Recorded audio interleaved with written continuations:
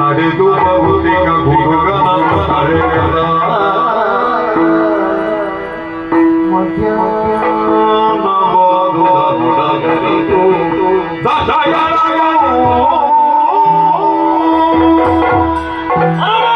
ಆತ್ಮಲಿಂಗವನ್ನು ಹೊಂದಿ ಕೈಲಾಸವನ್ನು ಬಿಟ್ಟು ಭೂಲೋಕದಲ್ಲಿ ಬರ್ತಾ ಇದ್ದೆ. ನೋಡಿದ್ರ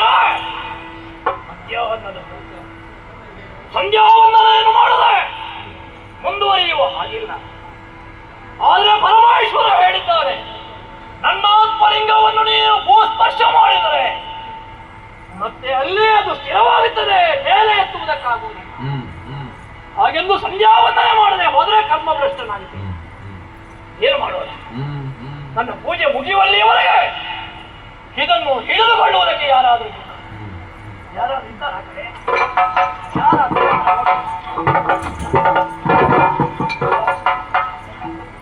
ಒಬ್ಬ ಹುಡುಗ ನೋಡುವಾಗ ಬ್ರಾಹ್ಮಣ ಮಾಡಿಯಾಗೆ ಕಾಡ್ತಾನೆ. ದೇವರೇ ಕಳುಹಿಸಿಕೊಟ್ಟ ಇವತ್ತು ಅವನಲ್ಲಿ ಸ್ವಾಮಿ ವಂದಿಸಿದ್ದಾರೆ. ನನ್ನಪ್ಪ ನಿನ್ನನ್ನು ಒಳ್ಳೇದು ಮಾಡಿ. ಅಪ್ಪ ಅದೇ ನಿಮಗೆ ಒಳ್ಳೇದು ಮಾಡ್ಲಿಕ್ಕೆ ಆಗುದಿಲ್ವಾ?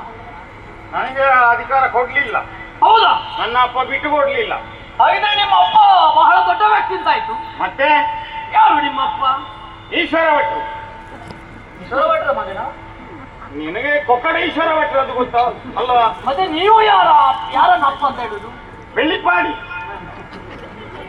ಅವರು ಭಟ್ರ ಅಲ್ಲಲ್ಲ? ಅದು ನಿನ್ನ ಸಂಗಡಿಗ ಮೋಹನ ಅಲ್ವ? ಬೆಳ್ಳಿಪಾಡಿ ಮೋಹನ. ಇವನಿಗೆ ಇಷ್ಟೇ ಗೊತ್ತು. ಅದು ನಮ್ಮ ಮೂಲದ ಮನೆತನಕ್ಕೆ ಹೆಸರು ಹಾಗೆ. ನನ್ನ ಬೆಳ್ಳಿಪಾಡಿ ಅಂತ. ಅಲ್ಲ, ಅಪ್ಪನ ಹೆಸರು ಈಶ್ವರ ಭಟ್ರು. ಒಂದೇ ಹೆಸರ? ಮತ್ತೆ ಶಿವ ಭಟ್ರು ಅಂತಲೂ ಉಂಟು, ಮತ್ತೆ ಮುಕ್ಕಣ್ಣ ಅಂತ ಉಂಟು, ಮತ್ತೆ ಗಂಗಾಧರ ಭಟ್ರು ಅಂತ ಉಂಟು. ಅವರಿಗೆ ಹೆಸರು ಇಷ್ಟು, ಅವರದ್ದು ಇಷ್ಟು ಅಂತ ಉಂಟು. ಈಗ ನೀವು ಹೇಗೆ ಕರೆಯುವುದು? ಹೆಸರು ಹೇಳಿ ಅಪ್ಪ ಅಂತಲ್ಲ? ನಾವು ಅಪ್ಪಯ್ಯ ಅಂತ ಕರೆಯುವುದು. ಉಳಿದವರು ಹೀಗೆ ಬೇರೆ ಬೇರೆ ಹೆಸರಿಂದ ಕರೆಯುವುದು.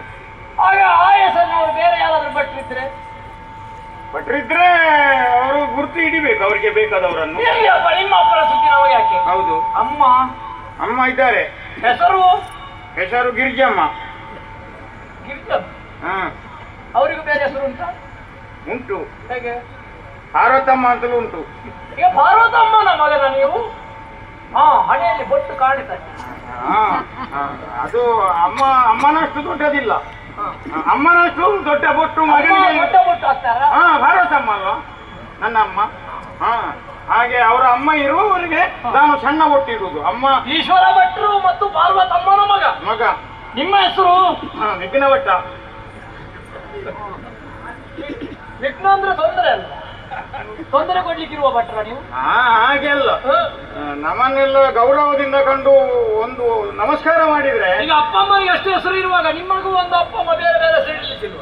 ಇಟ್ಟಿದ್ದಾರೆ. ಒಂದೇ ವಿಘ್ನ ಭಟ್ರು ಅಂತಲ್ಲ? ಈಗ ವಿಘ್ನ ಭಟ್ರು. ಈಗ ನಾನು ವಟುವ ಮಾಣಿ ಅಲ್ವಾ, ಬ್ರಾಹ್ಮಣ ಮಾಣಿ ಆದ ಕಾರಣ ಕೇವಲ ವಿಘ್ನ ಭಟ್ರು. ಇನ್ನು ನನಗೆ ಮದುವೆ ಆಗಲಿಕ್ಕೆ ಉಂಟು. ಉಂಟು. ಯಾವಾಗ? ಅದು ನಾಳೆ ಅಂತ ಉಂಟು.